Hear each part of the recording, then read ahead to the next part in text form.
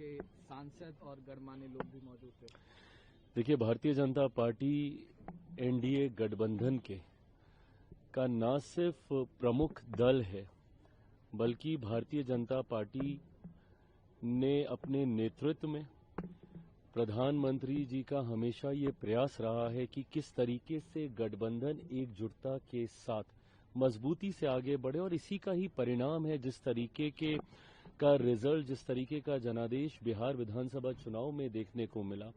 ये दर्शाता है कि जब सारे दल एकजुटता के साथ हैंड एंड ग्लव की तरह जब काम करते हैं, ईमानदार सोच के साथ आगे बढ़ते हैं, गठबंधन के प्रति ईमानदारी रखते हैं, तो इस तरीके के परिणाम आते हैं। ऐसे में हर दल के राष्ट्रीय अध्यक्ष की एक अहम भूमिका होती है गठबंधन को मजबूती देने की सोच रखने के लिए।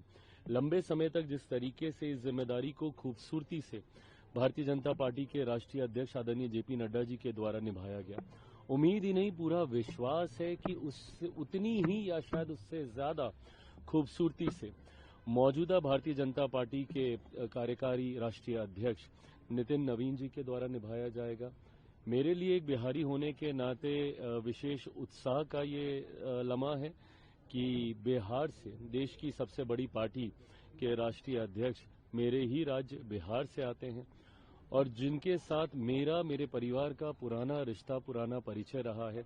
पीढ़ी दर पीढ़ी, 2 पीढ़ियों का संबंध उनके परिवार से मेरे परिवार का रहा, और एक लंबे समय से 2 भाइयों की तरह हम लोगों ने बिहार में काम करने का हम लोगों ने प्रयास किया।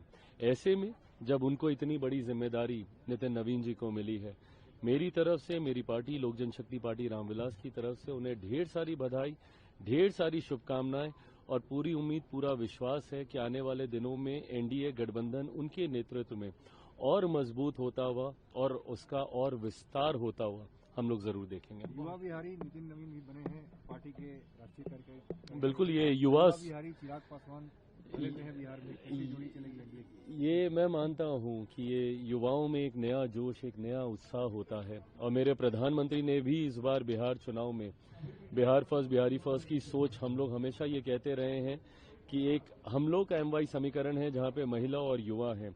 तो ऐसे में युवाओं को इतनी बड़ी जिम्मेदारी भारतीय जनता पार्टी की तरफ से जिस तरीके से दी गई है, ये दर्शाता है कि प्रधानमंत्री जी सिर्फ कहने के लिए ही युवाओं की चर्चा नहीं करते। जिस तरीके से उनके पार्टी का शीर्ष नेतृत्व, शीर्ष पद पर एक युवा को ये जिम्मेदारी दी गई है, और वो युवा बिहारी हैं जिस सोच के साथ मैं आगे बढ़ रहा हूं। तो ऐसे में जैसा मैंने कहा कि मेरे लिए, मेरी पार्टी के लिए भी ये एक खास लम्हा है, और यकीनन एनडीए के लिए ये एक और ज्यादा उत्साह की बात है कि एक युवा को ये जिम्मेदारी दी गई। छोटा सा सवाल सर, एक युवा जो है सीवियर कैटेगरी में है नई दिल्ली में, इसको लेकर के समाजवादी पार्टी सांसद आर.के. चौधरी का बेतुका बयान आया। वो कह रहे हैं कि जो लाशें जलाई जा रही हैं उसकी वजह से एयर पॉल्यूशन बढ़ रहा है। देखिए, प्रदूषण चिंता का विषय है, और यकीनन इसकी गंभीरता को हम सबको समझना होगा। और आज जब मैं एनडीए का हिस्सा हूं, तो ये जिम्मेदारी कहीं ना कहीं हम सब के ऊपर आती है, क्योंकि केंद्र में भी हमारी सरकार है, राज्य में भी, दिल्ली में भी हम लोग की सरकार है। ऐसे में मैं मानता हूं कि विपक्ष के पास ये मौका है टीका टिप्पणी करने का, आरोप प्रत्यारोप करने का, पर ऐसे में इस तरीके के बयान देना कि लाशें जलने से पोल्यूशन दहन भी होता है, उस वजह से भी प्रदूषण बढ़ जाता है। मुझे लगता है सिर्फ कहने के लिए अगर आप ऐसे बयानों का इस्तेमाल करते हैं तो आप कईयों की भावना को ठेस पहुंचाते हैं। विषय की गंभीरता को समझते हुए मुझे लगता है सेंसिटिव मैटर है, हर किसी को जिम्मेदारी से बातों को रखना चाहिए।